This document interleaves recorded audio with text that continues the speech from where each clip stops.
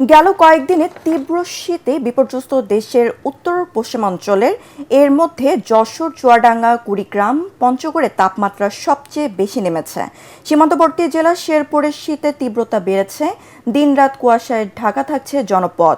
ঘন কুয়াশা ও কনকনে হিমেল হাওয়ায় মানুষের স্বাভাবিক জীবনযাত্রা ব্যাহত হচ্ছে। শ্রমজীবী মানুষ কাজকর্ম করতে গিয়ে ভোগান্তিতে পড়ছেন।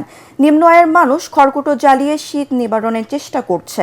শীতের কারণে ঠান্ডাজনিত রোগ বালাই বাড়ছে। এদিকে চুয়াডাঙ্গায় দুদিন ধরে সূর্যের দেখা মেলেনি। এতে জনজীবন বিপর্যস্ত হয়ে পড়েছে। নিম্ন আয়ের খেটে খাওয়া মানুষ সবচেয়ে বেশি বিপাকে পড়েছে। দুর্ঘটনা এড়াতে হেডলাইট জ্বালিয়ে যানবাহন চলাচল করছে। জেলা আবহাওয়া পর্যবেক্ষণকারে ভারপ্রাপ্ত কর্মকর্তা জামিনুর রহমান জানান, সকালে সর্বনিম্ন তাপমাত্রা রেকর্ড করা হয় 12.6 ডিগ্রি সেলসিয়াস।